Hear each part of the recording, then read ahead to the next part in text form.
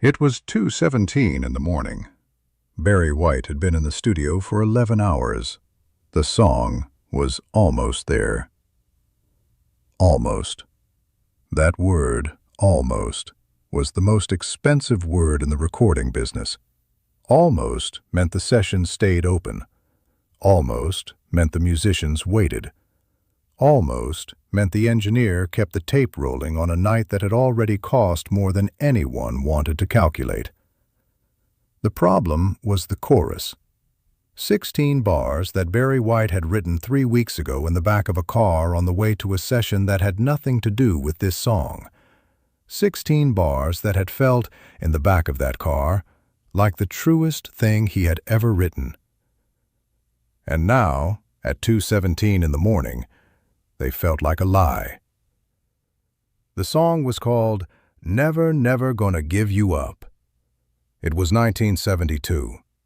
Barry White was 28 years old and had not yet released a record under his own name. He had spent 6 years producing other artists, writing for other voices, building the architecture of other people's music, while his own voice waited in the background for its turn.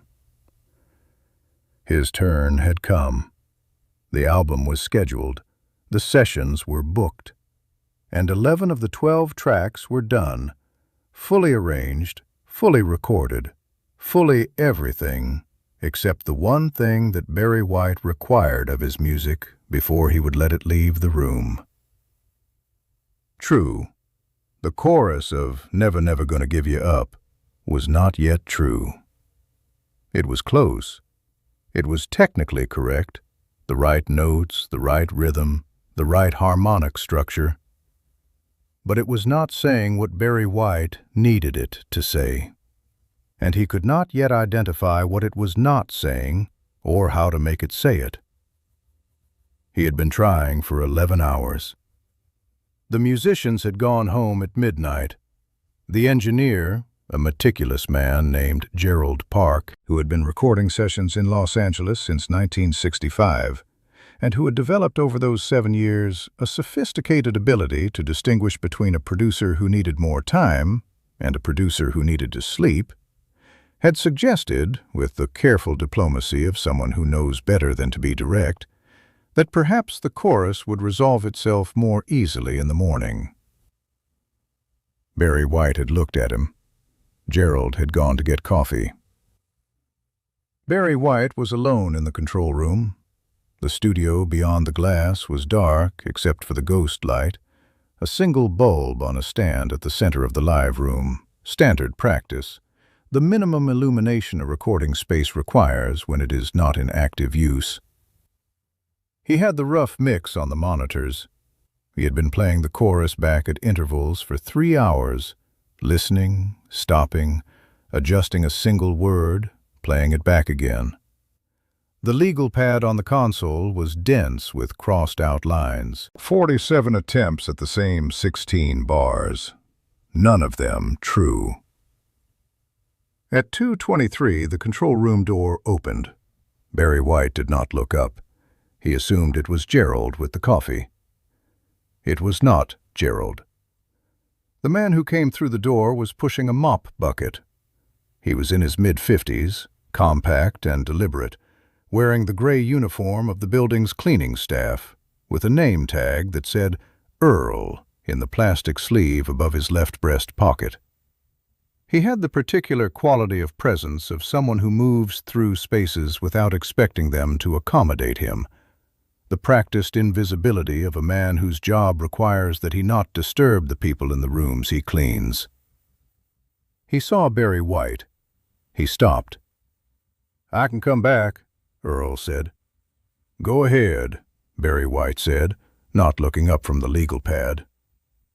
Earl began mopping the far corner of the control room. The sound of the mop was rhythmic and unhurried.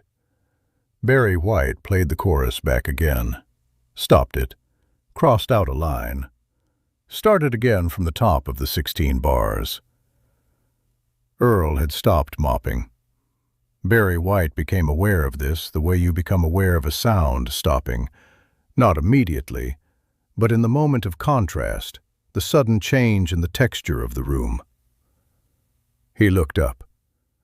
Earl was standing with both hands on the mop handle, looking at the monitors, not at Barry White, at the monitors. The expression on his face was not the expression of a man who has accidentally overheard something. It was the expression of a man who is listening, carefully, deliberately, the way musicians listen. Barry White watched him for a moment. "You hear something?" Barry White asked. Earl looked at him. He seemed to consider whether to answer.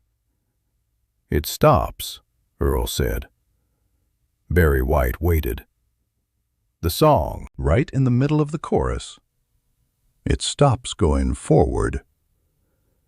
"What do you mean, it stops?" Barry White asked. His voice was not impatient.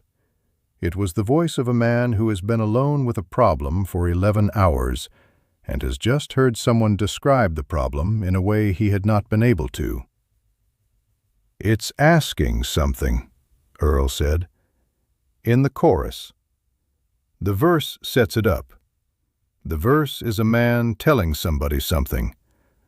But in the chorus, it turns into a question. And the question doesn't have an answer yet. So it stops." Barry White looked at the legal pad. He looked at the 47 crossed-out attempts at the same 16 bars. "What's the answer?" he asked. Earl thought about it. He was quiet for a moment. Not the silence of someone who doesn't know, but the silence of someone who is being careful about how they say something they are fairly sure about. "It's not a question," Earl said. "That's the answer. The chorus thinks it's asking something, but the man in the song, he already knows. He's not asking if he's going to give her up. He's telling her. There's no question in it. The question is what's making it stop." Barry White sat very still for a long moment. The monitors were silent. The ghost light in the live room threw its single pool of light through the glass. He picked up the legal pad. He read the chorus as it was written. Then he read it again. Earl was right. The chorus was written as if the man in the song was still deciding, still asking himself the question that the title answered, still uncertain when the entire point of the song, the thing that made it true, was that the man was not uncertain, was not asking, was declaring, was saying, "Never, never gonna give you up." Not as a question, not as a plea, but as a fact. The most fundamental fact this man knew about himself. Barry White picked up the pen. Gerald Park came back with the coffee at 2:41 to find Barry White riding with the focused velocity of a man who has found the thing he was looking for and is moving fast before it changes. Gerald set the coffee down. He looked at the legal pad.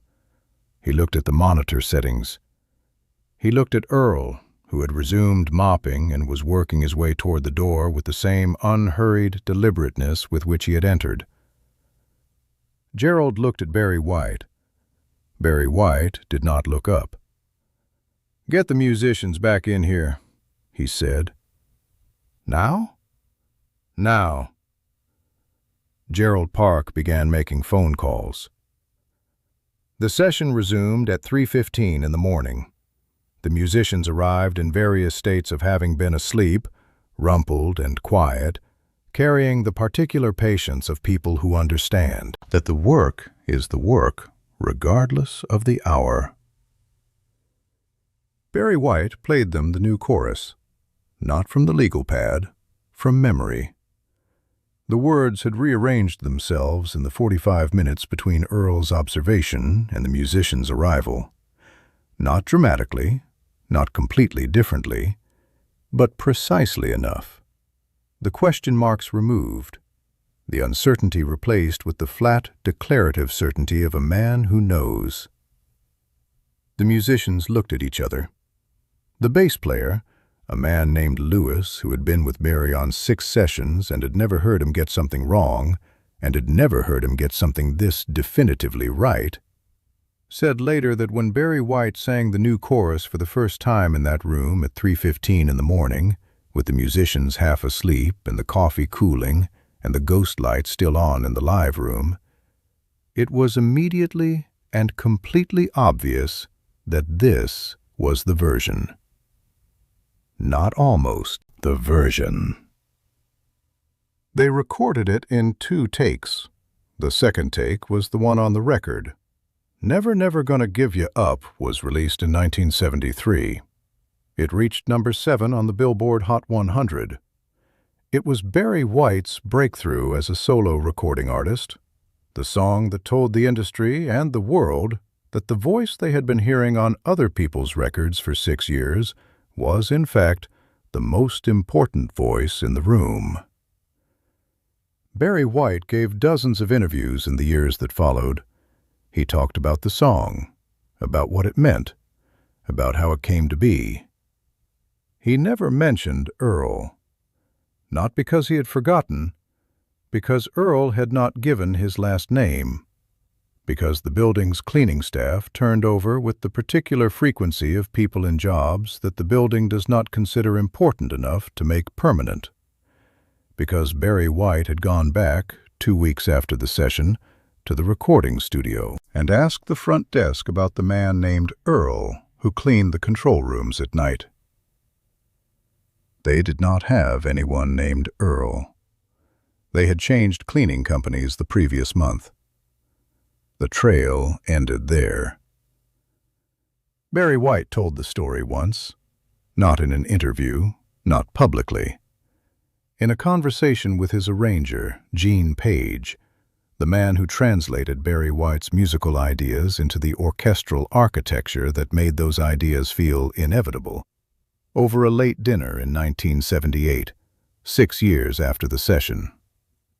Gene Page asked him where the chorus of "Never Never Gonna Give You Up" had actually come from. Barry White was quiet for a moment. "A man named Earl," he said. "He was mopping the floor." Gene Page waited. "He listened to the playback, and he told me the chorus thought it was asking a question. He said the man in the song already knew the answer. He said to stop asking and start telling." Gene Page looked at him. "A janitor told you that?" Barry White looked back at him. "A musician told me that," he said. "He was mopping the floor, but he was a musician." Never Never Gonna Give You Up has been played on the radio continuously since 1973. It has been covered, sampled, referenced in ways that its author could not have anticipated when he wrote the final version at 2:17 in the morning in a control room in Los Angeles, while a man named Earl mopped the far corner and listened with the careful attention of someone who understood what he was hearing. The song has been played at weddings and funerals, and in cars on long drives, and in kitchens late at night by people who needed to hear someone say the thing with certainty, without the question in it, without the uncertainty, just the declaration, just the man who already knows. Because a stranger with a mop stood in a doorway at 2 in the morning and listened carefully enough to hear what the song was failing to say, and said it in one sentence, and changed everything.